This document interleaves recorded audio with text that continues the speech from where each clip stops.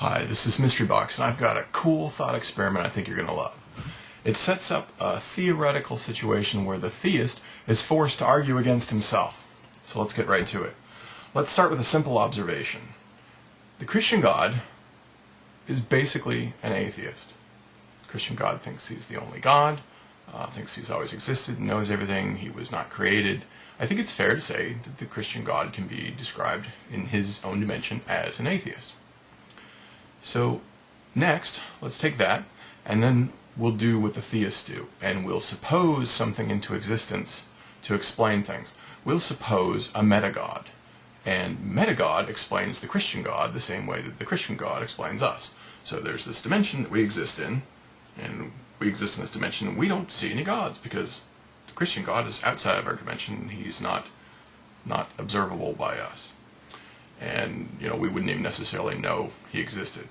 In the same way, the Christian God in his dimension, where he thinks he created everything and he's always existed and he knows everything, outside of that dimension there's another dimension that the Christian God's unaware of, where metagod exists. And in reality, the Christian God is wrong, because metagod created the Christian God and the whole dimension that he exists in. And the Christian God is an atheist to metagod. Now, do you see what we did?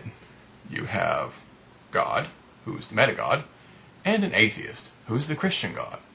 Now, the theist, or Christian, is in an awkward position where they now have to argue against the situation by arguing for the atheist. And that's what makes it cool. And what's really cool is I think it works for pretty much all the general arguments that argue for one particular God. Let's take the argument for design. We could look around the world and see lots of examples of what is apparently design, and say that this design begs for a designer, and that designer is the Christian God. Well, take that argument and apply it to Christian God and metagod. Whatever exists in the Christian God's dimension, it must be pretty amazing, even more complex and apparently designed than what exists here on this earth, and it begs for a designer, and in this case the designer is metagod.